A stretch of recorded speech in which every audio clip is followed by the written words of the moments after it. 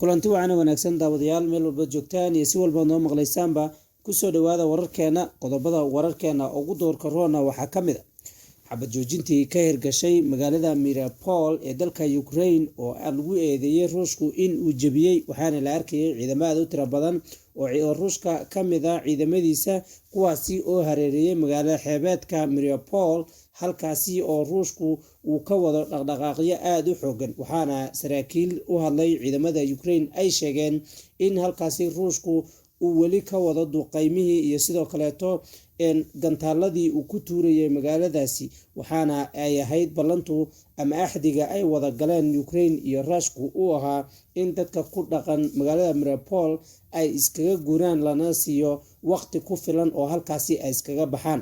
waxaana la arkayay helicopter ciidamada Ruushku ay leeyihiin oo gantaal uu ku haleelay magaalada Mariupol agaarkeeda, halkaasi oo ciidamada Ukraine oo iska caabin sameynayo ay gantaal la haleeleen. arrintani waxaa ka hadlay ra-iisul wasaare ku-xigeenka dalka Ukraine oo ku eedeysay Ruushka in uu jabiyay axdigii la isku ogaa ee ahaa in ay dadka magaalooyinka Mariupol iyo sidoo kaleeto magaalooyinka dariska laha in ay iskaga qaxaan lana siiyo jaaniskii ama waqtigii ay ku qixi lahaayeen ee uga guuri lahaayeen magaalooyinkaasi. ra-iisul wasaare ku-xigeenka ayaa sheegtay Ruushku in uu halis gelinayo dad aad u tiro badan oo rayda, halkaasi oo uu ku haleelayo madfaca ay soo tuurayaan iyo sidoo kale duqeymaha ay halkaasi ka wadaan. saraakiisha ciidamada Ukraine ayaa sheegay in ciidamo aad u tiro badan oo ka badan kuwii ku sugnaa magaalada Mariupol agaarkeeda ay hadda lagu soo daabulayo ciidamada Ruushku ay halkaasi ka wadaan dhaqdhaqaaqii ugu dambeeyay oo rabaan inay kula wareegaan magaalooyinka Mariupol iyo sidoo kale magaalooyinka xeebaha wadanka Ukraine dhaca. waxaana halkaasi Ruushku uu ka wada istiraatiijiyad dagaal oo uu ku wado in ay marnaba ciidamada dalka Ukraine ayna u suurtagelin inay taageero ka helaan wadamada xulafada la wadanka Ukraine. dadka reer Ukraine ayaa bilaabay in ay iskaga qaxaan dagaalada ka socda dalkooda, waxayna la sheegayaa hadda tirada u qaxday wadanka Poland iyo wadamada dariska la in ay gaarayso 1,500,000 oo qof in ka badan. waxaa la sheegay in dad aad u tiro badan oo Ruusha ay dadkaasi ku dhex jiraan ama u dhashay wadanka Russia, waxaana lagu arkayay xuduudda wadanka Finland uu la wadaago wadanka Ruushka oo u jirto 120 mayl caasimadda dalka Finland, halkaasi oo dad aad u tiro badan oo kasoo qaxay wadanka Ruushka ay galayaan. kamida dadkii ka qaxayay dalka Ruushka ayaa la hadashay warbaahinta, waxayna sheegtay in ay iyadu marnaba raalli ka ahayn dhibaatada ka dhacday wadanka Ukraine oo walaalahooda. sidoo kaleeto waxay sheegtay in Ruushka aan marnaba aysan mudnayn in ay sii joogaan, sababtan waxay ku salaysay in dhaqaalihii wadanka uu hoos u dhacay, sidoo kaleetana aysan jirin wax isku socda oo ka jiro dhammaanba dalka Ruushka. waxay sheegtay in ay la qaybsanayso dhibaatada ka dhacday ama ku dhacday dadka walaalahooda ee reer Ukraine oo marnaba aynan kala maarmin dowladda Ruushku in ay halkaasi ay ciidamadeeda kala soo laabato ayayna ugu baqday. mar laga weydiiyey mad ku soo laabanaysaa wadanka Ruushka, waxay ku jawaabtay anigu marnaba kuma soo laabanayo wadankayga inta ay ku jiraan ciidamada Ruushku wadanka Ukraine. waxaana hadda la sheegayaa in dad badan ay qabanqaabinayaan sidii ay uga baxsan lahaayeen wadanka Ruushka. waxaa la filayaa in dowladda Ruushka ay soo rogto tallaabo mamnuucayso in ay dadku ka gudbaan ama ay tareemada iyo sidoo kaleeto basaska u kala goosho wadamada dariska ay halkaasi ka gudbaan. waxaana hadda ay dadku inta aysan awaamirta dowladdu soo rogin ay qaadayaan tillaabadii ay uga bixi lahaayeen wadankooda. bayaan ka soo baxay wasaaradda arrimaha dibadda ee dalka Ruushka ayaa lagu sheegay in Moscow ayna ilaawi doonin taageerada ay Britain u muujisay ama ay siisay wadanka Ukraine. warbaahinta Ruushka oo soo xigatay afhayeenka wasaaradda arrimaha dibadda ee Ruushka Maria ayaa sheegtay Ruushku marnaba in ay ilaawi doonin iskaashiga London ay u muujisay Kiev, waxayna sheegtay afhayeenku cunaqabataynta la saaray Moscow ay hormuud ka tahay xukuumadda London waxayna sheegtay in arrintaasi marnaba aan la ilaawi doonin, Ruushkuna aarsigiisa uu meel dheer jirin. waxaa jira wadamo aad u tiro badan oo uu ka mid yahay wadanka UK kaasi oo hormuud ka ahaa cunaqabatayntii ugu horeysay ee la saaro wadanka Ruushka. Ra'iisul wasaaraha dalka UK Boris Johnson ayaa sheegay in ay iyagu bilaabi doonaan tilaabada ugu horeysa cunaqabataynta lagu saarayo wadanka Ruushka.